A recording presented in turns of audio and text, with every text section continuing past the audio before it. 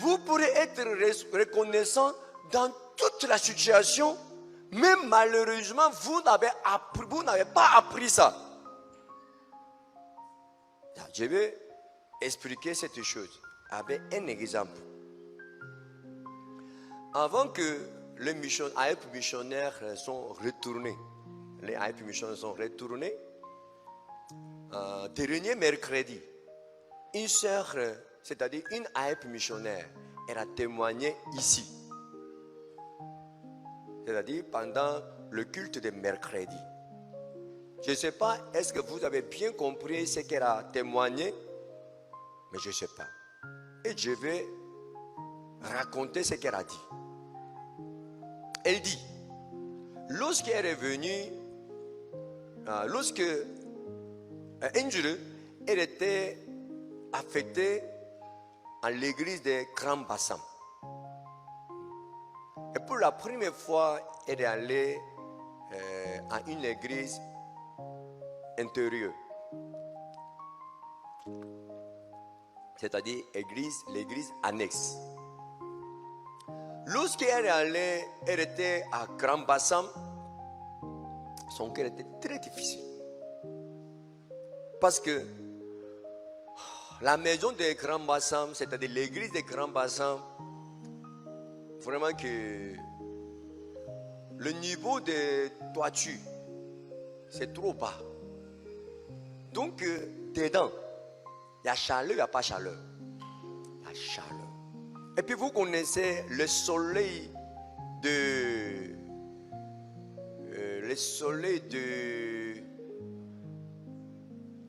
à côté de la main. C'est-à-dire, si on s'en va à la plage, il fait chaud, mais il ne fait pas chaud. Il fait chaud. Donc, lorsqu'elle était à l'église de Grand Bassam, vraiment, elle ne pouvait même pas dormir dans la maison, dans la chambre. Donc, toujours, elle est sortie de la chambre pour dormir un peu. Mais, ça aussi, c'était difficile. Au salon même, elle a dormi, mais à cause de la chaleur, elle ne pouvait pas dormir. Donc, tout le temps, elle était fatiguée.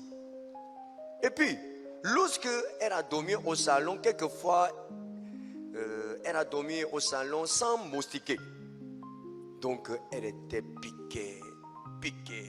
Et puis, pendant la journée même, vous connaissez les moustiques de la plage. C'est intéressant, ce n'est pas intéressant. Ce n'est pas même moustique, hein? Sa couleur même différente. Donc, lorsque elle était mordue par les moustiques de Grand Bassam, elle a gratté jusqu'à les sang coule. Et j'étais étonné de voir ses pieds. Ses pieds étaient bombardés même. Il y a blessure. Elle est jeune fille. Elle est jeune fille coréenne. Tous son pied, il y a blessure. Ah! Si ses parents voient ça, comment ils vont penser? Vraiment, j'avais mal au cœur. Je l'ai soigné, mais vraiment la blessure était restée toujours. Vraiment, ce n'est pas joli à voir. Elle a gratté, jusqu'à le sang coule. Donc, Angel, elle a appelé à son père qui est en Corée. En communiquant avec son père, elle a pleuré. Vraiment, mon cœur est difficile. Je n'arrive pas à dormir. Vraiment, mon cœur m'ont piqué. Papa, vraiment, je souffre ici. Elle a pleuré. Mais puisque son papa est dans l'église, et il n'a pas trop réagi selon l'émotion de sa fille. Vraiment, il a exhorté sa fille. Non, tout est bon pour toi. Si tu expérimentes beaucoup de difficultés pendant ta jeunesse, ça va faire du bien dans ta vie pour ton avenir. En tout cas, son papa l'a exhorté. Donc son cœur était un peu calmé. Quelques temps plus tard, lorsqu'on a commencé l'église à Ferke, Samonines de Grand Bassam, elle voulait aller à Ferké avec certains Samonines de la région de Boaké. Donc, elle voulait partir avec cette sœur, c'est-à-dire Aïp missionnaire. Cette Aïp missionnaire, elle était contente. Pourquoi? Elle peut être libérée des Grands Bassams qui est l'enfer. Vous comprenez? Donc, elle était contente. Elle a suivi Samonine. Voilà, elles sont arrivées à Ferké. Lorsqu'elle est arrivée à Ferké, elle devait rencontrer une situation qui était pire que Grand Bassam. Selon elle. Donc, premier jour, lorsqu'elle est passée la nuit à Ferké, elle a pensé seulement Grand Bassam. Le lendemain, elle a demandé à Samonime, Samonime, à quel moment on retourne à Grand Bassam? Chaque jour, elle a demandé, Samonime, quand on retourne? Quand on retourne? Toujours, elle a pensé à Grand Bassam. Ça veut dire que Grand Bassam est devenu paradis pour elle. Je ne savais pas que j'étais au paradis. Pour en faire que même c'est l'enfer. Dieu vit vraiment l'enfer. Donc, lorsqu'elle était à faire, elle a pensé, elle ne pensait que le Grand Bassam. Lorsqu'elle a pensé, un jour, elle a compris une chose. Elle était étonnée. Elle a réfléchi pour comprendre tout ce qui était passé dans sa vie. Depuis qu'elle est venue en Côte d'Ivoire. Voilà, lorsqu'elle était à Abidjan, elle a pensé à la Corée.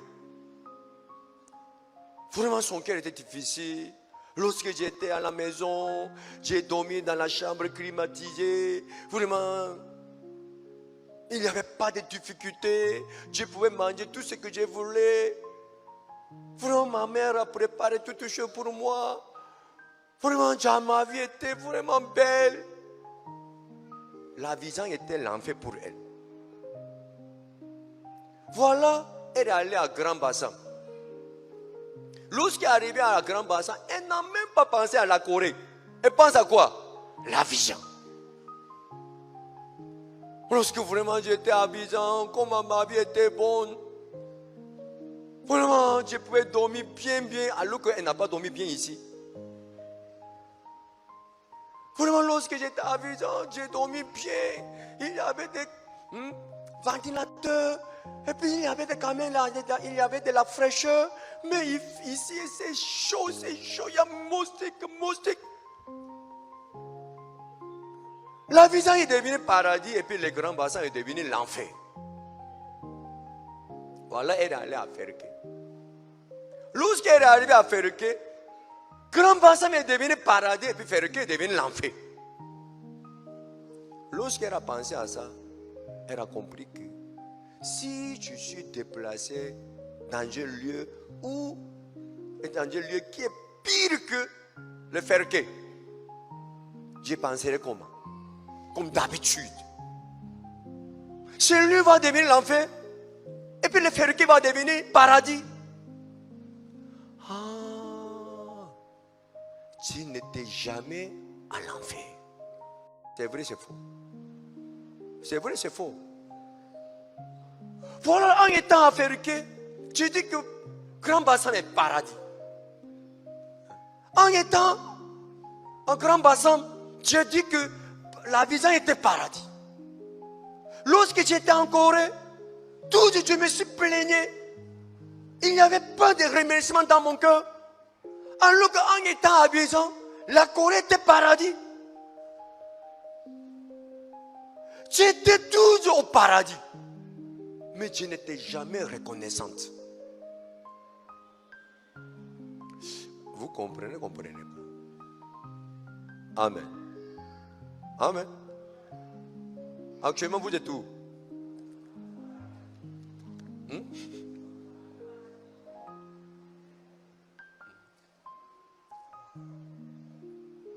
Pendant Corona, après le vaccin, je suis tombé. En tout cas, le jour où j'ai été vacciné, j'ai beaucoup travaillé quand même. Jusqu'à 23h quelques, j'ai travaillé, j'ai voyagé. Donc j'étais vraiment, vraiment fatigué. Le jour où j'étais vacciné, en temps normal, je devais me reposer. Mais à cause des mariages, à cause de beaucoup de choses à résoudre, je ne pouvais pas me reposer. Dès que j'étais vacciné, je me suis déplacé pour aller au mariage, pour aller quelque part. Et puis jusqu'à 23 et quelques, je devais travailler dans l'église. Et j'ai dormi. Le lendemain, oulala, je ne pouvais pas me lever. J'étais couché, je ne pouvais pas tourner mon dos. Vraiment, j'avais peur même. Parce que j'ai vu certains effets secondaires des vaccins. Vous avez vu, n'est-ce pas? Certaines personnes sont mortes. Est-ce que vous connaissez? Certaines personnes ont perdu la vue même. En Corée aussi, c'était pareil. Donc, après le vaccin, lorsque j'étais couché, oulala, je ne pouvais pas me déplacer. Et les frères et sœurs sont venus, parce qu'il y a quoi? Il y a quoi? Ils m'ont amené dans un lieu d'acupuncture. Et puis, ils m'ont amené dans un lieu où on fait des massages. Lorsque j'avais suivi ce traitement, j'ai marché un peu. Et puis lorsque je suis retourné à la maison, voilà, je suis bloqué encore. J'ai fait 2 jours comme ça. Finalement, je devais uriner sur le lit. Ma femme a emmené une boîte plastique. Et puis j'ai uriné là-bas. En urinant, j'ai pleuré de Dieu. Maintenant, j'ai terminé ma vie comme ça. C'est trop facile ça. Un coup, un jour, je suis devenu une personne qui devait uriner sur le lit. Depuis que j'étais couché sur le lit, je ne pouvais pas manger. Vous savez pourquoi? Je ne voulais pas déféquer sur le lit. C'est trop misérable. Je prends couche à mon âge. À mon âge. Plus de 50 ans. Et puis je prends couche. Ah! C'est quoi ça? Donc pour ne pas déféquer, je ne pouvais pas manger. Chérie, manger. Il y a quoi? Manger. Je n'ai pas de l'appétit. Ce n'est pas que je n'ai pas de l'appétit. J'avais beaucoup de l'appétit. J'avais faim même. Mais lorsque j'ai imaginé ma personne qui est en train de déféquer sur le lit en portant les couches. Ah! C'est quoi ça? J'ai prié, Seigneur. Je te demande une seule chose pendant toute ma vie qui reste. Je ne te demande pas 2 choses. Je te demande une seule chose. Vous savez c'était quoi? Je vais aller aux toilettes avec mon pied. La toilette était devant mon lit. Il y a 3 mètres. C'est-à-dire si je marche 3 mètres, voilà, c'est versé. J'ai dit Seigneur, je ne te demande rien dans ma vie qui reste. Seulement, je te demande une seule chose. Je vais me déplacer pour déféquer moi-même. Je suis trop misérable sur le lit. Moi! Et puis je dois terminer ma vie comme ça. J'ai regardé ma femme. Hey! Avec toute la persécution, je dois déféquer sur le lit jusqu'à ma mort. Non, Seigneur, c'est trop. C'est trop. Seigneur, pardon. Seigneur, pardon. Je te demande une seule chose dans ma vie qui reste. Je vais me déplacer jusqu'aux toilettes. Si tu m'accordes ça, je ne te demanderai rien. 3 ou 4 jours plus tard, 3 jours plus tard, je me suis déplacé jusqu'au WC. Même bizarrement, je demande toujours.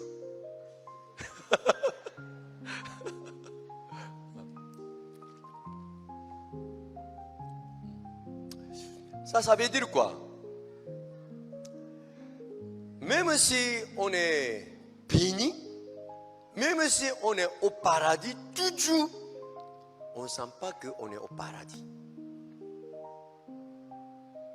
Vous comprenez? C'est elle, ce jour-là, elle a appris. Elle a appris. Ce n'est pas qu'une chose qui était arrivée particulièrement d'une manière extraordinaire. Donc vraiment, elle était reconnaissante en voyant tout ce que Dieu a fait. Vraiment, Seigneur, vraiment. C'est pas comme ça. Dans la même situation, elle a appris ce qu'elle n'avait pas connu. Vous comprenez? Amen. Depuis ce moment-là, en étant à Ferrique, elle était reconnaissante. Elle retournait à Bassam. Elle était reconnaissante même. Elle retournait à Abidjan. Elle était reconnaissante. Voilà. Tout moment, elle s'est plaignée. Mais maintenant, depuis qu'elle a appris ça, elle est comment? Elle est reconnaissante.